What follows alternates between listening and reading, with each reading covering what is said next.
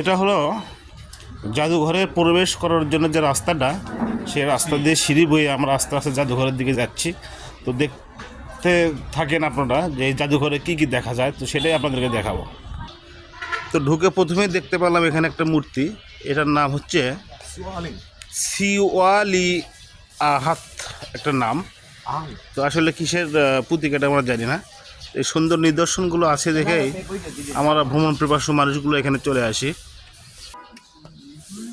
তো আসলে এটা আমাদের জাদুঘরের একটা স্থিতিতব্য, অনেক আগেকার এটা আসলে জাদুঘর। তো আসলে যাক এর ভিতরে কী আছে, এটা আসলে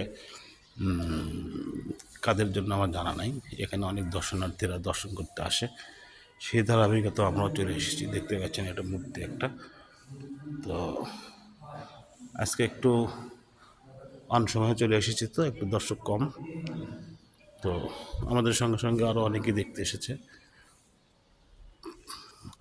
আসলে আমাদের দেশটা যদি আপনি উপভোগ করতে পারেন, অনেক সুন্দর। তো জাদুঘর থেকে বের হয়ে আসলে আরেকটা মূর্তি দেখতে পারলাম, হাতি। আর এটা হচ্ছে সিংহ। দেখতে পাচ্ছেন কত বড় একটা হাতি। আসলে হাতি তো হাতির মতনই হয়, তাই না? এই সেই হাতি। এটা হচ্ছে সাইড দিয়ে একটা রাস্তা। তো এদিক দিয়ে কী আছে জানি না। তো আমরা যাচ্ছি এদিকে, আসলে দেখা যাক তো এখানে কী পাওয়া যায়। তো আমরা বের হয়ে আরেকটা ব্যাক সাইড আরেকটা জায়গায় চলে আসলাম। এটা হচ্ছে মন্দিরের আরেকটা গেট। তো আসলে আমাদের যে দেশটা এখানে আছে, এটা আসলে অনেক পুরনো কিছু স্মৃতি এখানে আছে। আসলে দর্শনার্থীরা বাংলার ইতিহাস সম্পর্কে অনেক কিছু জানতে পারে।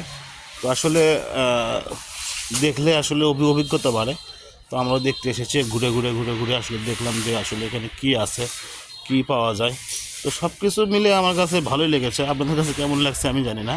দেখতে পাচ্ছেন চতুর্পাশে আসলে এরকম করে সৌন্দর্য বর্ধন করে রেখেছে। তো এখানে সবগুলো মূর্তি আসলে এখানে পিতার নাম, তাদের বংশ পরিচয় কী, তারা কই থেকে এসেছে, এখানে সব কিছু লেখা আছে। তো আসলে দেশটা না ঘুরলে আমার দেশ, আমার বাংলাদেশ আসলে কেমন এটা সৌন্দর্য বোঝা যায় না। তো দেখুন আসলে কত সুন্দর, এরকম চতুর্পাশে আমি ঘুরে আপনাদেরকে দেখালাম। তো এবার এই ভাইয়েরা এখানকার দায়িত্বে আছে, এরা আসলে কাজবাজ করে। এখানে আবার লেখা আছে আই লাভ। আসলে যেখানে যাবেন ভালোবাসার প্রতীক লাভ। তো আসলে আরেকটা সিঁড়ি বেয়ে আমরা আরেক দোতলায় যাচ্ছি, দেখি এখানে কি আছে, দেখা যাক। আসলে অনেক দর্শনার্থীরা আসে এখানে। তো আসলে এতটুকুই ছিল এই জাদুঘরের ভিতরে, যে আপনাদেরকে দেখালাম যে আসলে কেন কুয়াকাটার নাম হয়েছে এখানে। এখানে আসলে আমাদের দেশের পুরনো কিছু ঐতিহ্য আসলে বোঝা যায়। তো যে যার মতো আসলে সময় কাটাচ্ছে। তো ভিডিওটা যদি ভালো লেগে থাকে অবশ্যই কমেন্ট বক্সে জানাবেন, আর ভালো যদি না লেগে থাকে সেটাও জানাবেন। আপনাদেরকে সামান্য কিছু তুলে ধরার জন্য চেষ্টা করছি মাত্র।